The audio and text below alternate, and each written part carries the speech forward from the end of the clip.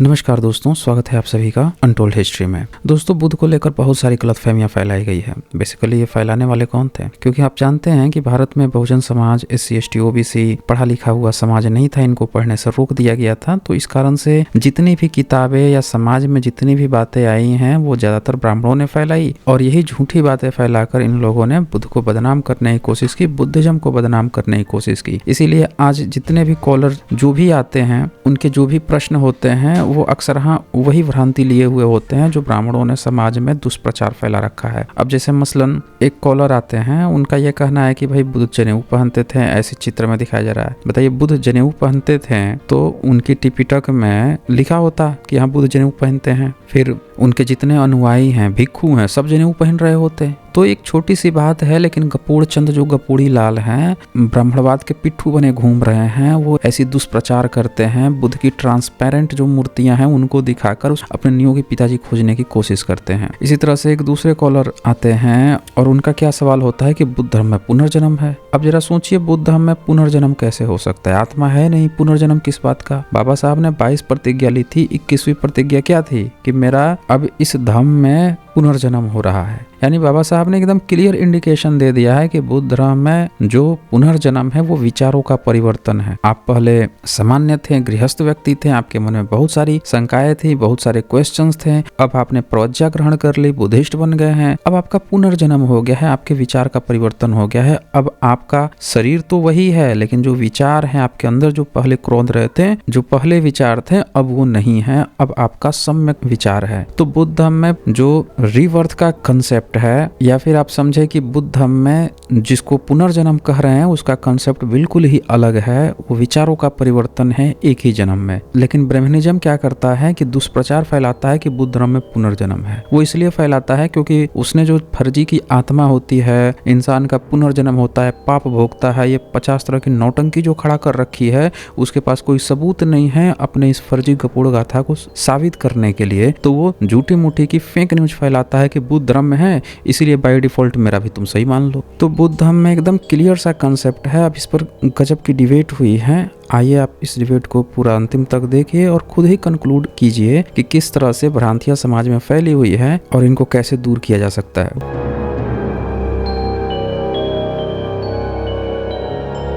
पहले तो थोड़ा टाइम टाइम दीजिएगा बोलने के लिए। आपका आवाज बहुत कट रहा है आपका। पहले ये बताइए किस टॉपिक पे आप बात करना चाहते हैं? सर, अभी जो बात हो रही थी उसी टॉपिक पर मैं बात करना चाहता हूँ, इस टॉपिक को लेकर के। आपकी आवाज क्लियर पहली नहीं आ बात रही है। अब आ रही है सर? हेलो। हाँ, बोलिए बोलिए।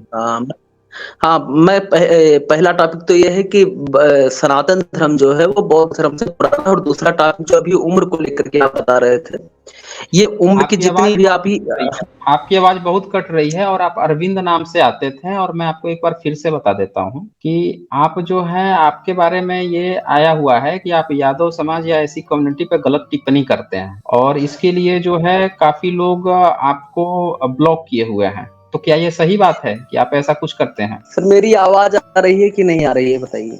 नहीं, आपकी आवाज भी क्लियर नहीं आ रही है। आपकी आवाज भी क्लियर नहीं आ रही है।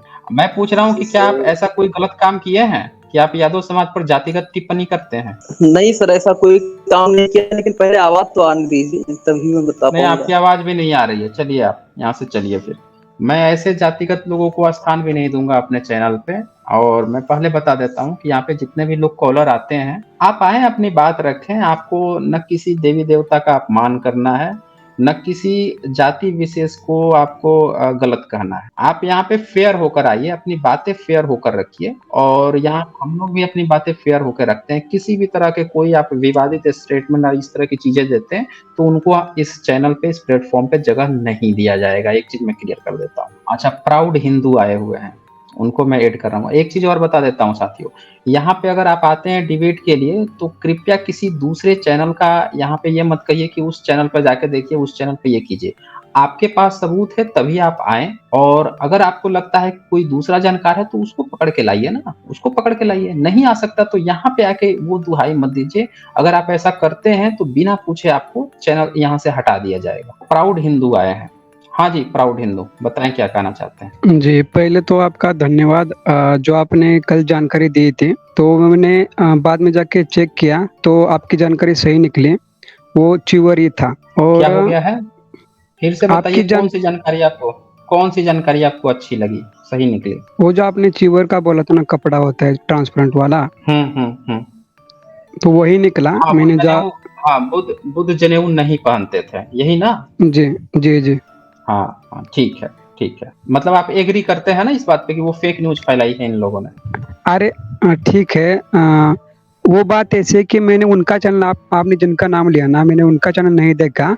वो एक ट्रैवल चैनल था, ट्रैवल व्लॉग वाला, कोई भी हो, डॉक्यूमेंट्री वाला। आप इस बात से आप तो आप जी सहमत हो बिल्कुल, गए होंगे जी ना जी कि जी हाँ जी हाँ, वो जनेऊ नहीं पहनते थे। चले, अब आगे बताइए क्या कहना चाहते हैं। जी। आज भी थोड़ी दूसरी जानकारी चाहिए थी और एक दो सवाल पूछने थे। तो जानकारी ये चाहिए कि क्या बुद्धिज्म में रिबर्थ है, रिइंकार्नेशन है क्या? नहीं, बुद्ध मार्ग में कोई रिवर्थ नहीं है। मतलब जो ब्राह्मण धर्म वाला रिवर्थ आप कहते हैं ना, वैसा कुछ भी नहीं है। मतलब फिर कैसा है? और इसमें जैसे शब्दों का अंतर है। जैसे कभी कभी क्या होता है कि हम जो बौद्ध महाविहार है उसको लोग टेम्पल कह देते हैं, और कभी कभी ब्राह्मण धर्म जिस जो कब्जा कर रखा है महाविहारों पर, उसको भी लोग टेम्पल समझ लेते हैं। तो ये शब्दों का अंतर है। वहां पे जब कोई प्रवज्ञा ग्रहण करता है बुद्ध मार्ग में, तो उसको कहते हैं कि इसका पुनर्जन्म हो गया है, इसने फिर से एक नया जन्म लिया है, इसका एक नया बर्थ हो गया है। ये वहां पे कंसेप्ट है, तो उसको लोग पुनर्जन्म समझ लेते हैं। ब्राह्मण धर्म का पुनर्जन्म होता है कि इंसान मर गया और मरने के बाद से जो है उसका शरीर में कोई आत्मा है, कोई नियत चीज है जो जाकर फिर से एक नया जन्म लेगी। अब पिछला जन्म का जो कर्म किया है उसके अनुसार अगला जन्म में फिर से उसको कर्म करना पड़ेगा। तो ये ब्राह्मण धर्म को, तो वैसा कुछ भी नहीं है जी। मतलब जितना मैंने अभी तक मुझे पता चला कि जो निर्वाणा होता है वो ऐसा है कि सब कुछ डिजायर है और डिजायर से दुख का होता है, और इसलिए डिजायर जब छोड़ेंगे तभी रिबर्थ से छुटकारा मिलेगा, ऐसा पढ़ा है मैंने। तो मतलब ये कौन सा कॉन्सेप्ट है रिबर्थ वाला?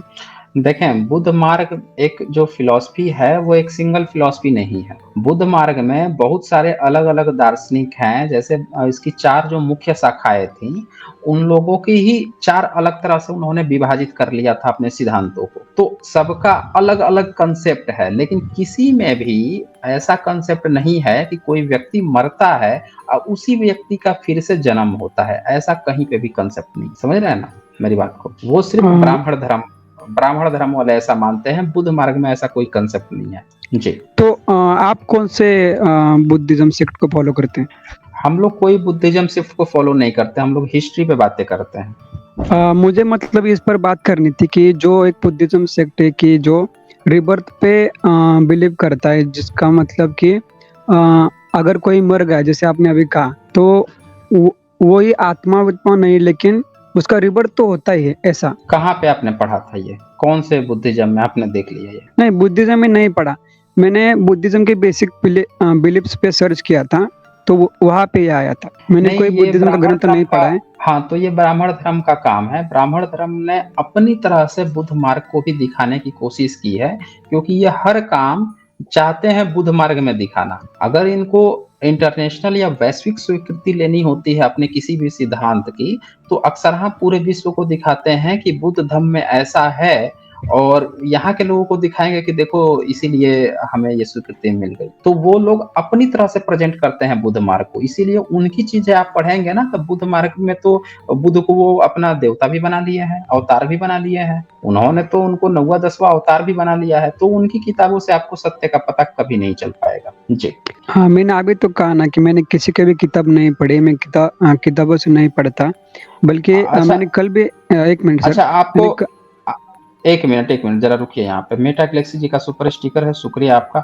देखें, प्राउड हिंदू, आपको किसी पॉइंट पे डिबेट करना है, चर्चा करना है, कोई मुख्य पॉइंट हो तो आप बता दीजिए जी, मुझे मतलब इस पे डिबेट, मेरे दो जो सवाल थे वो डिबेट वाले थे, लेकिन अभी आपने बता दिया कि रिबर्थ वाला कॉन्सेप्ट मतलब आप जिसमें फॉलो करते हो उसमें नहीं है, तो मतलब जो आगे दो सवाल पूछने तो वो तो वैसे ही रद्द हो जाते हैं। तो मतलब आगे जो डिबेट करनी तो वो होगी नहीं। लेकिन जो आप बेसिक जो सर्च करते हैं ना, जबकि कि बुद्धिज्म के बेसिक बिलीफ्स क्या है या बुद्धिज्म क्या है, तो उसमें ये निकल कर आता है कि निर्वाणा जो है वो ऐसा है वैसा है, और अगर आपको इस साइकिल से निकलना है तो ये 8 मार्ग फॉलो करने पड़ेंगे और डिजायर को छोड़ना पड़ेगा, नहीं तो फिर आपका रिबर्थ हो जाएगा। तो मुझे ऐसा लगा कि जो रिबर्थ का कॉन्सेप्ट है, लेकिन अभी आप नई जानकारी दे रहे हैं कि नहीं है।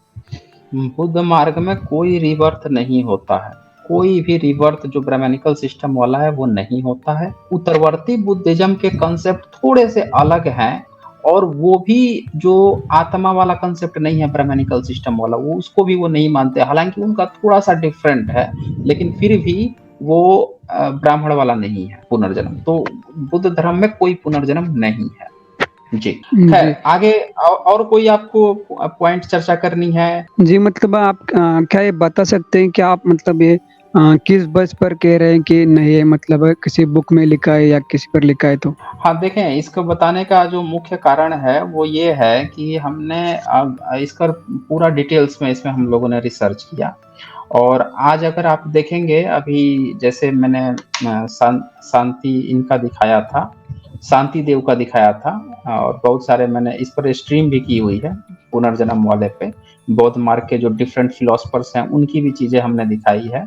तो उन लोगों की ने जितनी भी बातें कही हैं उसमें इस चीज का लगातार खंडन किया है। जो पुनर्जन्म है ना, उसका लगातार खंडन किया है, चाहे धम्मकिति हो, शांति देव हो, और बाकी लोगों ने भी। तो उससे साफ साफ पता चलता है कि बुद्ध मार्ग में इस तरह की कोई भी चीजें नहीं है, और बुद्ध की जो एक्चुअल प्रिंसिपल है उसमें भी कहीं इसकी चर्चा नहीं आती है पुनर्जन्म की, ठीक है ना। उनका जो बेसिक है, जैसे वो बात कर रहे हैं कि इंसान का जो निब्बान प्राप्त करने की बात कर रहे हैं, कि दुख होता है, दुख का कारण होता है, कारण का निवारण होता है, निवारण कैसे दूर करें, इसकी बातें कर रहे हैं। उसमें कहीं भी ये बात वो नहीं कह रहे हैं कि जब आप मर जाओगे तो आपका फिर से पुनर्जन्म होगा, फिर से आपको दुख की प्राप्ति हो, ऐसा कुछ भी कंसेप्ट नहीं। ये ब्राह्मण धर्म जो है ना, इसका बनाया हुआ ये सारा कंसेप्ट था कि आप मर जाओगे। तो चूंकि उसको अपनी वर्ण व्यवस्था साबित करनी थी, उसको ये स्थापित करना था, उसको ये दिखाना था कि हम ब्राह्मण हैं, तो अगले जन्म में भी हम, इसलिए इस जन्म में ब्राह्मण है क्योंकि पिछले जन्म में भी हम ब्राह्मण थे और ब्राह्मण वाला कर्म किए थे। और उसको ये दिखाना था शूद्र को कि देखो तुम जो है पढ़ो लिखो मत। बौद्धों के विश्वविद्यालय जलाने के बाद से इन लोगों ने शूद्रों को पढ़ने नहीं दिया। उनको ये समझाया कि तुम इसलिए शूद्र हो क्योंकि पिछले जन्म में तुम शूद्र वाला काम किए थे, तो उसी के कर्म का फल भोगने के लिए अब फिर से शूद्र का जन्म लिए। तो तुम जो है अब नहीं वो बन सकते, पढ़ लिख नहीं सकते हो, अपना चेंज नहीं कर सकते हो। और कृष्ण के माध्यम से ये कहलवाया गया कि वर्ण व्यवस्था कृष्ण ने बनाई है, पिछले जन्मों का कर्मों का फल भोगने के लिए बनवाई है। तो और भी बहुत जगहों पे इन लोगों ने इस तरह से प्रतिपादित किया कि ये दिखाने का कि आप पिछले जन्म के कर्म को भोगने के लिए नया जन्म लेते हैं। तो इन लोगों को पुनर्जन्म की जरूरत पड़ी, और वर्ण व्यवस्था एक हाथ से इन्होंने दो शिकार कर लिया। वर्ण व्यवस्था स्थापित करने के लिए इन्होंने पुनर्जन्म का कंसेप्ट बनाया। चूंकि बौद्ध मार्ग में कोई वर्ण व्यवस्था की जरूरत है नहीं, तो यहाँ पे कोई न पुनर्जन्म की जरूरत है और न ही यहाँ पे कोई आत्मा की जरूरत है। ये पूरा आपको बेसिक एक कंसेप्ट समझ में आ जाएगा कि पुनर्जन्म की जरूरत किसको पड़ रही है, क्यों पड़ रही है, ये जुड़ी हुई चीजें हैं जी। अच्छा एक मिनट यहाँ एक मिनट रुकिएगा। संदीप भारतीय यहाँ पे लिख रहे हैं, जय भीम सर, ये रामायण और महाभारत एक तारीख से सिर्फ काल्पनिक कहता है जिसे वो टुन्नी सही साबित करने की कोशिश कर रहे हैं। हाँ बिल्कुल सही कहा संदीप भारतीय जी, ये लोग शुरू से ही उसको हिस्ट्री बताने की कोशिश करते हैं, लेकिन सबूत नहीं है ना इनके पास एक सिंगल सबूत नहीं है कि लोग सबूत दे पाए। खैर हाँ, तो बताएं प्राउड हिंदू, और कोई आपके सवाल हो या हो गया हो तो मैं आगे चले, हम लोग यहाँ से चलें फिर। Proud Hindu okay. हेलो हाँ बोलिए।